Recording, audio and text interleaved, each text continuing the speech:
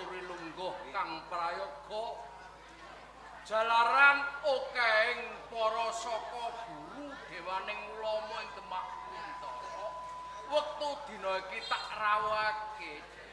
Uji mangesaken dawuh Kang Mas. Ya kaya ngono. Dateng dika Kanjeng panjenenganipun Sunan Kalijaga dalah panjenenganipun Rama Sunan Japar Sodik matur nuwun dene panjenengan sampun kersa rawuh jalaran panjenengan sedaya badhe kapuruk ing mriki ngrembak kawontenan ingkang dumados wonten ing Kasultanan Demak Bintara. Boten sanes namung balelane Hadipati Penarukan Tunggul. Rikala semanten kula sampun ngutus dhateng Kakang Temenggung Probasemi ingkang supados tedhak wonten ing Panarukan. Lajeng pawartos ingkang kula tampi wedal sakmangke malah dados lara prasangka wonten ing Kadipaten Panarukan. Pramila dhateng panjenenganipun Rama Sunan Kalijaga dalah Rama Sunan Kudus. Kados pundi ego pamrayogi panjenengan amprih saenipun lan kula lestari jumeneng Sultan wonten ing Kasultanan Demak Bintara. Kanjeng Sultan Amiril Mukminin kebareng kula sumalana semala atur parang dene atur kawula menika sambet lan kedabar ing negari Demak Bintara. Negara Penarukan menika negara cilik. Bupati tulung bupati telukan. Kok ndadak sugih kendel Bonowali balik Demak ya kejebutan. Amargi sakwinginge niku ana sing buntuti Wonten wingkingipun Bupati Penarukan Tunggul. Wonten ingkang buntuti Rama. Ana sing ngubupi, ana sing dadi pendhita Durna. Lah sinten nak disawangani wedok meneng ning Gembol Keneng getuk asale saka tela keteh lai kuning atine mbalok yange. Oh. Niku tiyang Mboten dalem sewu. Kanjeng Sultan. Rama Kula Sunan nyuwun wedal sawetawis namung sekedhap mawon. Jalaran sampun sumeping Surya. Kula tak nanggapi menapa ingkang dados aturipun Ustaz saking Panti Kudus. Dus Kakang Syahid. nuwun sewu ya. Nggih. Kowe mau ngandakno balelane Tunggul Ulung ana sing buntuti. Kaya sapi kan buntut. Ana sing ngubupi. Iya ta? Ana sing dadi pendhita Durna. Ya. Tak lirik ketoke tangan kok ngene.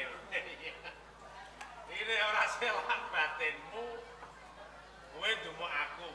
Ya ta? Alhamdulillah Kakang Syahid. Ana tembung Ya. sapa sing krasa niku mesti rumbaksa. Ngono ya. Karo sampean medul mawon. Jane aku wis meneng. Aku iki wis meneng. Aku yo sedakep. Tembungmu tak rasake ketoke sedakep ning awe-awe.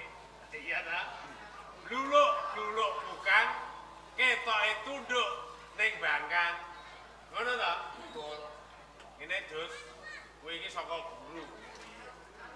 Kowe iki ya wong Islam. Kowe sonan, kowe ya wali. Ya ta? Nggih. Mongko ora bedane kowe saka guru, kowe ya wong tuwa. Wong tuwa kuwi nek ngucap kudu sing apik. Nek ora iso ngomong sing apik, alu wong meneng. Kuwi kalebu fitnah. Wal fitnatu asadu minal hotli. Apa jenenge karepe? Aku ora nak dono. Iya, ngono ya. Upama ora rambut dono, masyaallah. Kowe kok nyengit.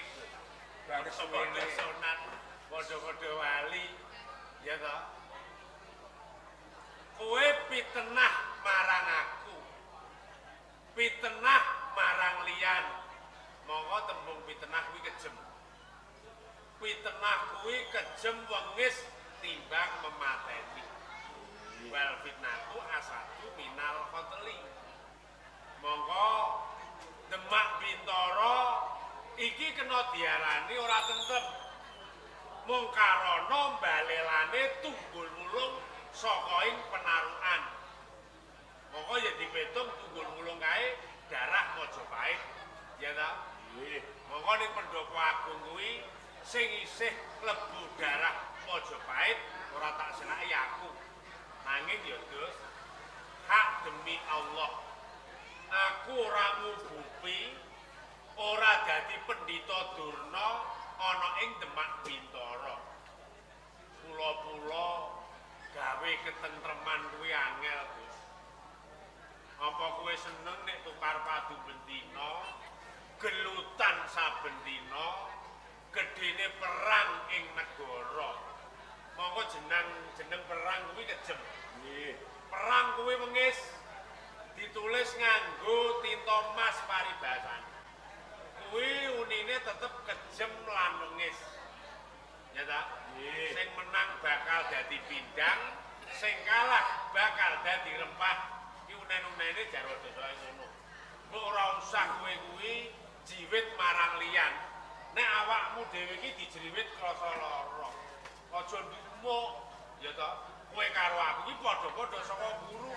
Nek iso golek dalan sing bener. Piye carane Demak Bintara ben tentrem? Yo tur meneh, ya ta. Kanjeng Sultan Trenggono kuwi wis padha utusan para Wedrah. Ana ing Demak Bintara. Mbok luwih becik ngenteni suwane para Wedrah. Piye Purwamadya lan Pusana.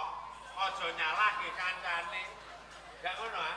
Oh, kejawi nak sampean yakin mboten dadi pendhita dhewe. Assalamualaikum. Rene sampun pun kok siki mau.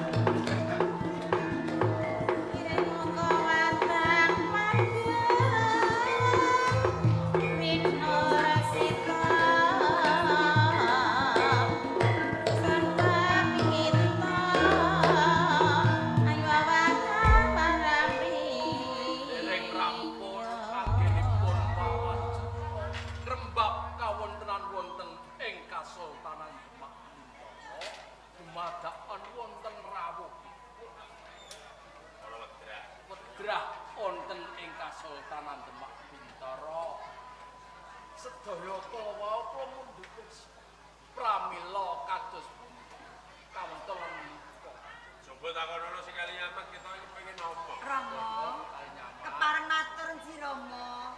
Sakderipun kula ngaturaken sembah pangabekti mugi kunjuk. Tak tampa gawe senenge wong tuwa. Ora liwat kebat tampan ana pangestu ningsun marang jeneng sira. Kasinggihan, sungkem kula katon Ji Ibu. Pun ora nendel. Wong pangestune ibu ditampani yo nggih. Kasinggihan Ibu. Rama, kedadosan ing Panti Jepara. Kedadian yang Panti Jepara napa? Wedal sakmenika ora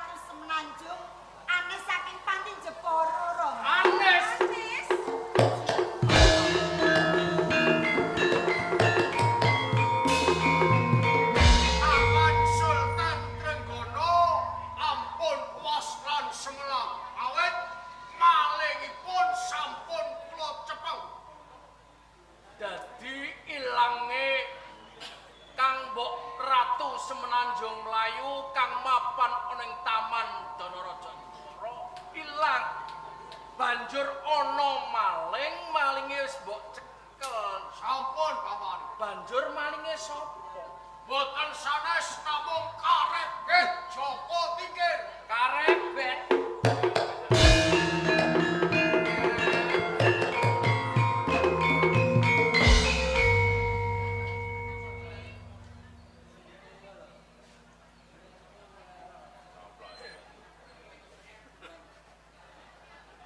Bandara bledek aku ora kathik kaget.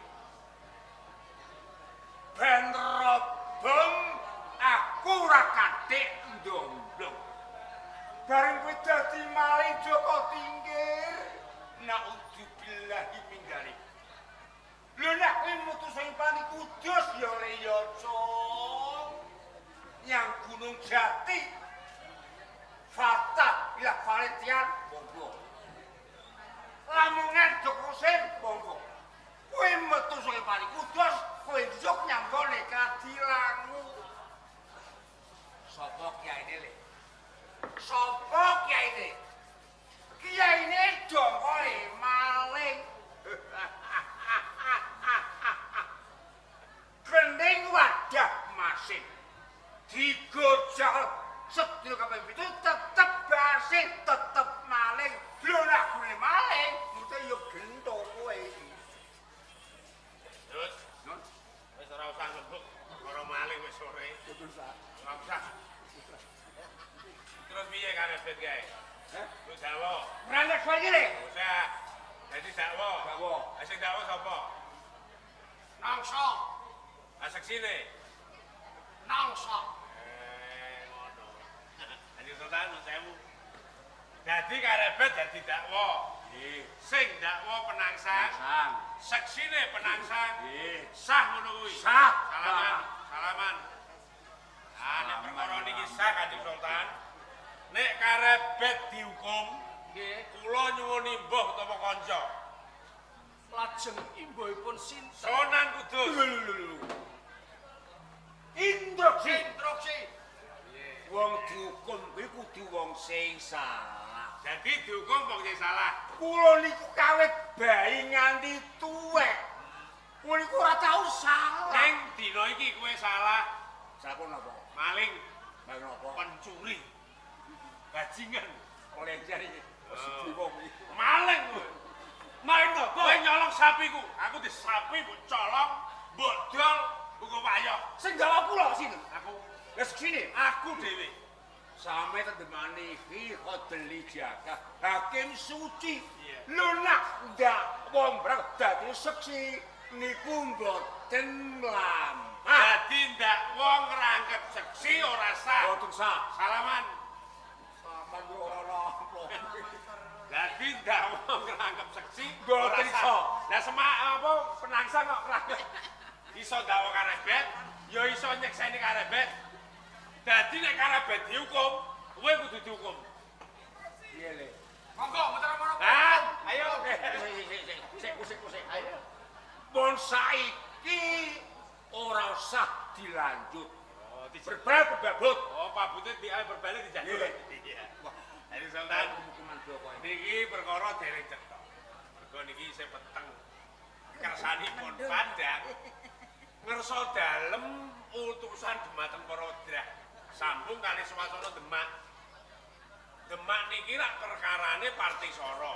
Monggo sing atos Menanjung ngical.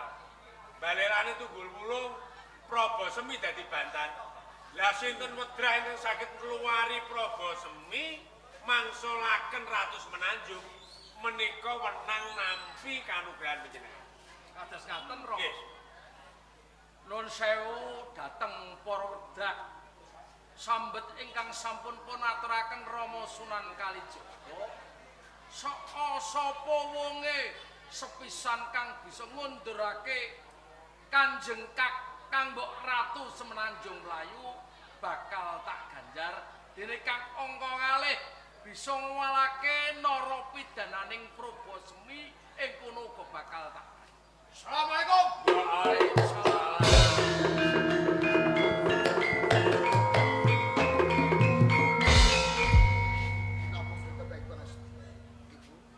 Iya, iya,